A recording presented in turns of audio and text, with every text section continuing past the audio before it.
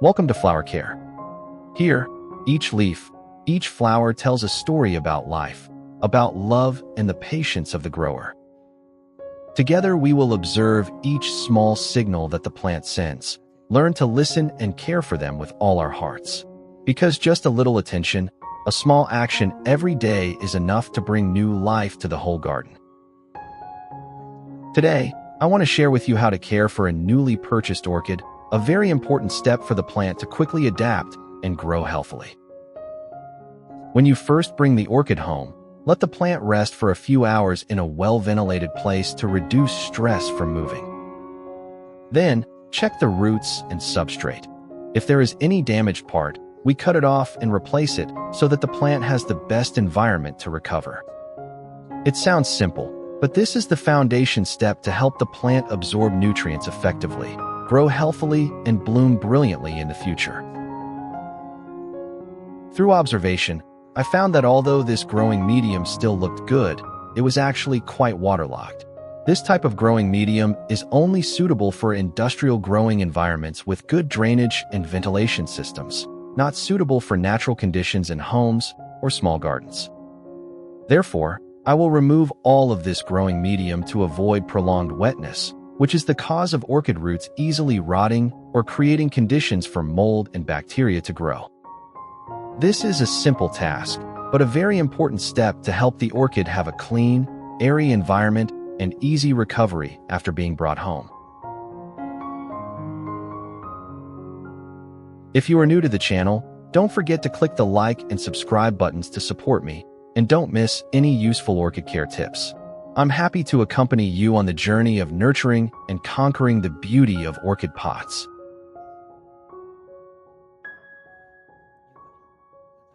After removing all the old substrate, we will carefully observe the root system. If we see any roots that are crushed, rotten, or dry and black, we should cut them off immediately. This will help the root system to be more airy, and at the same time the plant will concentrate nutrients to nourish and develop healthy young roots. Pruning the roots not only helps the plant limit pathogens, but also eliminates potential dangers such as fungi or bacteria that can attack when planted in a new substrate. Old leaves or base leaves can also be removed. Normally, these leaves have gradually lost the ability to photosynthesize and are prone to retain moisture and accumulate fungi, especially at the base. When we remove the base leaves, the tree will become more airy, helping air circulate better around the base, limiting mold and rot.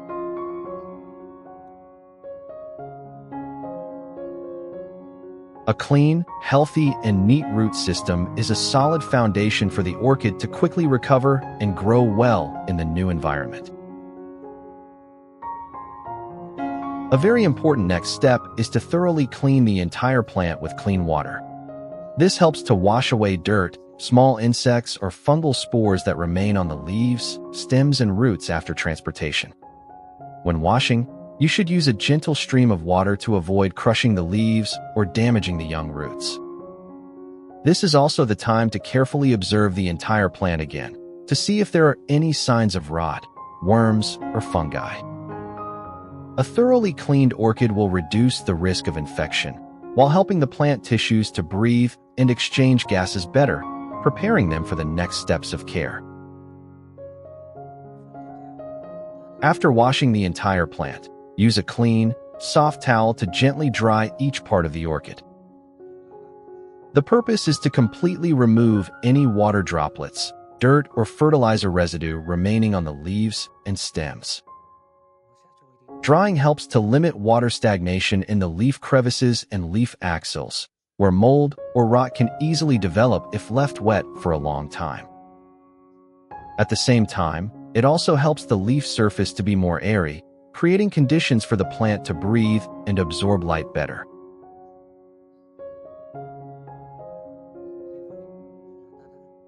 The ingredient I use to disinfect the orchid here is fresh lemon. Lemon is mildly acidic, helping to remove bacteria, mold, and impurities on the surface of leaves, stems, and roots while still being safe for the plant.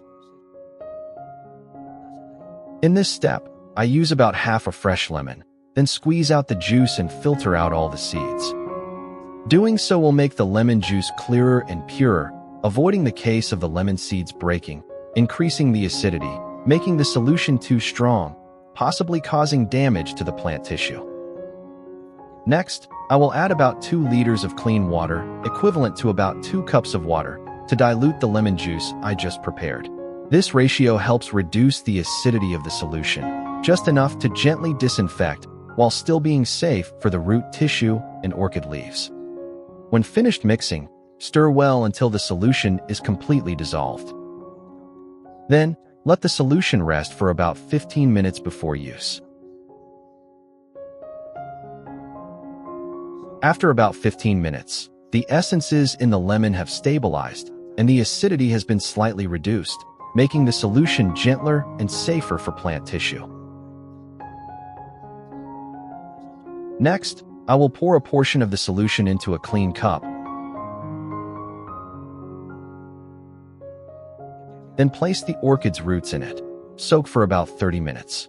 The purpose is to gently sterilize the entire root, completely removing any bacteria, mold, or insects left after cleaning.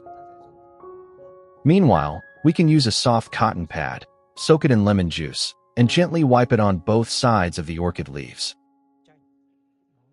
Lemon juice contains natural citric acid, a compound that has the ability to mildly kill bacteria, remove mold, and dissolve mineral salts, dirt, or fertilizer residue on the leaf surface. When we gently wipe both sides of the leaves with this solution, the layer of dust and salt that has accumulated over time will be removed, helping to open the stomata on the leaves, thereby increasing the ability to exchange gas and absorb light. In particular, the underside of the orchid leaf is where there are many stomata and secretions, so when cleaned, the plant will breathe more effectively, helping to stabilize the photosynthesis process and increase the plant's natural resistance.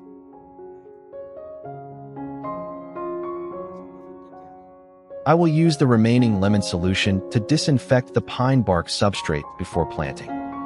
I pour the diluted lemon solution into a clean pot so that it completely covers the pine bark, then soak it for about 30 minutes. This is a very important step, helping to remove mold, bacteria, and impurities that remain on the pine bark, especially when the new substrate has not been thoroughly treated or has been left out in the air for a long time. After 30 minutes of soaking, our pine bark substrate has been sterilized and completely removed any remaining mold and bacteria. At this time, we take out the pine bark and let it drain, helping the substrate retain moderate moisture while still being airy, ready for planting orchids later. At the same time, our orchid, after being soaked in the diluted lemon solution, has also been completely cleaned, from roots to stems and leaves. Now we will gently lift the plant out of the solution, place it on a clean towel or absorbent paper to dry naturally, preparing for planting in a new substrate. In this step, I use a specialized pot for growing orchids. This type of pot is specially designed with many drainage slots and air holes around, helping the orchid roots stay dry, minimizing the situation of waterlogging or root rot. What country are you watching this video from? Let me know in the comments below. It's great to be able to connect and share our passion for orchids from all over the world. After placing the orchid neatly in the middle of the pot, we will start to insert the pine bark evenly around the root system. When inserting, you should use your hand gently so that the pine bark is evenly inserted between the root gaps, helping to firmly fix the plant while still maintaining natural ventilation for the roots. Doing so helps the orchid stabilize its position in the pot, while creating an airy, slightly humid and oxygen-rich environment, helping new roots to easily develop and adhere to the substrate. Finally, add a thin layer of moss on the surface of the substrate. This layer of moss has the effect of slightly moistening the surface of the pot, helping the young roots to develop more stably, especially in the first days after replanting. Moss also helps limit the rapid evaporation of water, keeping the environment around the roots always moist and cool but still airy, something that orchids really like. After planting the orchid, the next step we need to do is prepare organic fertilizer to supplement natural nutrients for the plant. Here, I use 1 liter of clean water as the base for mixing the organic nutrient solution. The first ingredient is molasses. This is a very good natural energy source for beneficial microorganisms in the substrate. I use 1 spoon of molasses, completely dissolved in 1 liter of clean water. Molasses helps to strengthen the microflora in the substrate, while stimulating healthy root growth thanks to the amount of natural sugars and minerals in it. The next ingredient I use is fish protein. This is an organic fish fertilizer that I composted about 12 months ago so that the nutrients are completely decomposed. I add 1 spoon of fish protein to the molasses solution I just mixed, then stir well to mix the ingredients together. After stirring, let the solution rest for about 15 minutes before using. After 15 minutes, the microorganisms in the solution have stabilized, and the organic substances are also fully activated, helping the plant to absorb nutrients more easily during the care process. Next, I use a spray bottle and pour the prepared nutrient solution inside. Then, spray the solution evenly on the entire orchid, from the stem, leaves to the roots. When sprayed evenly on both sides of the leaves, the solution will penetrate through the stomata, which are tiny holes on the leaf surface, where the plant absorbs water vapor and nutrients directly. Thanks to this mechanism, the plant receives nutrients almost immediately, without having to wait for the roots to absorb them like when applying fertilizer to the base. Especially for plants that have just changed their substrate or are recovering, foliar fertilization helps the plant regain strength faster, stimulates photosynthesis, and promotes stronger root growth. Another way you can apply is to water this nutrient solution directly into the roots and growing medium of the orchid. This method helps the nutrients penetrate deep into the root area, where the plant absorbs water and nutrients the most. When watered evenly around the base, beneficial microorganisms from molasses and fish protein will quickly activate in the growing medium, helping to decompose organic matter, increase porosity, and create an ideal living environment for young roots to develop. At the same time, the solution also helps the roots recover quickly after repotting, reducing the risk of fungal infection or root rot. After spraying the nutrient solution on the plant, be careful not to let the solution stay on the leaf surface for too long. The remaining water or fertilizer drops, especially in the leaf axils and young leaves, if not dried promptly, can cause rot or burn the leaves when exposed to direct sunlight. Therefore, after spraying, use a soft, clean cloth to gently wipe off any remaining drops of solution on the leaves. This not only helps the leaves stay dry and shiny, but also reduces the risk of fungal diseases and helps the plant breathe and photosynthesize better. During this stage, we will place the tree in the garden in a well-ventilated and lightly lit place so that the tree can gradually adapt and grow. I will use the remaining solution to care for other orchids in the garden. Don't waste it, because this is a very valuable source of organic nutrients, containing beneficial microorganisms and natural minerals to help the plant grow healthy and root more strongly. You should prepare your own nutrient solution from molasses and fish protein, or you can use other organic fertilizers that I have introduced before on the channel. Maintain fertilizing the orchids about once every 2 weeks to help the plant stay healthy, root evenly, and grow well. On normal days, we just need to spray a light mist with clean water about once every 2 days to maintain stable humidity for the plant. Proper moisture will help young roots grow evenly. Leaves are always fresh and full of vitality. The best time to do the care is early morning or late afternoon, when the temperature is cool and the leaves have time to dry naturally. This will help avoid leaf burn due to strong sunlight and increase the efficiency of nutrient absorption for the plant. Be patient and take the time to observe and care for the plant little by little, and you will see its vitality restored day by day.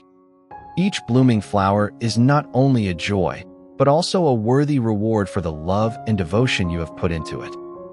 I hope that through today's video, you have felt the wonderful effect of caring for orchids with natural nutrients.